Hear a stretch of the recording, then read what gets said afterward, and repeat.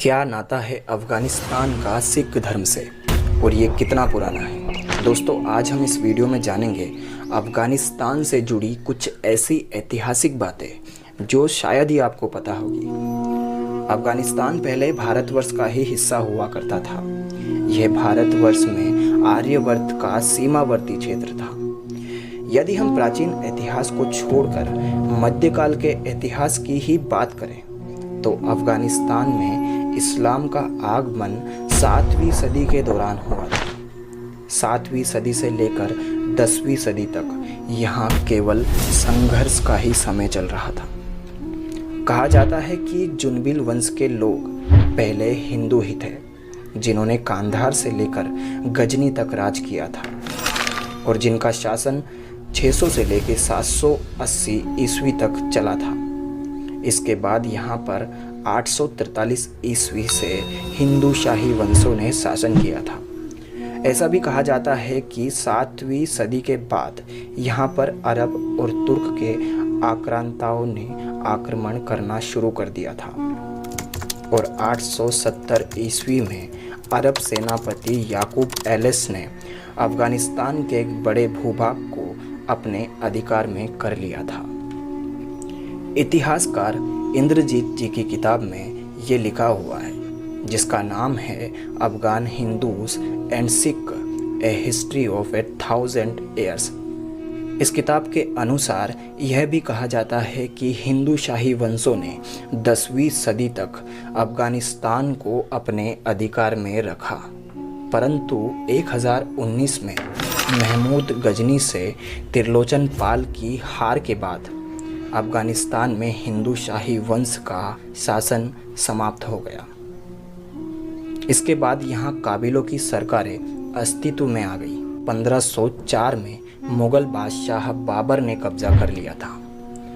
17वीं सदी तक अफ़गानिस्तान नाम का कोई राष्ट्र नहीं था। अफ़गानिस्तान नाम का विशेष प्रचलन अहमद शाह दुर्रानी के शासन का 1773 में ही हुआ।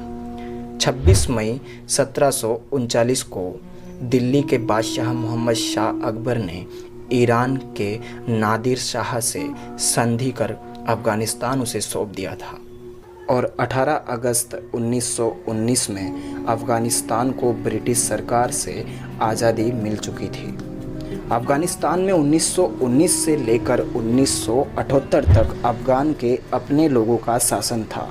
फिर 1978 से 1989 तक सोवियत यूनियन की सेना का शासन रहा। इस दौर में हिंदू, सिख और बौद्ध धर्म के अनुयायी सुरक्षित थे, परंतु फिर 1989 से 1996 तक तालिबान और अफ़गान सरकार की लड़ाई का दौर रहा। इस लड़ाई में अमेरिका और पाकिस्तान के सहयोग से तालिबान की जीत हो चुकी थी। 1996 से 2001 तक तालिबान का क्रूर शासन रहा। इस दौरान अल्पसंख्यकों को जीने में बड़ी मुश्किल हुई, क्योंकि ये लोग उन पर काफ़ी अत्याचार करते थे। और अब बात करते हैं अफ़गानिस्तान में सिख धर्म का आगमन कब और कैसे हुआ था। सिख धर्म के संस्थापक गुरु नानक जी थे। 16वीं सदी के प्रारंभिक दौर में अफ़गानिस्तान की यात्रा की तथा यहाँ पर एक नींव का पत्थर रखा था। उनकी चौथी उदासी यात्रा के 1519 से 21 दौरान उन्होंने कांधार, जलालाबाद तथा सुल्तानपुर की यात्राएं की थी।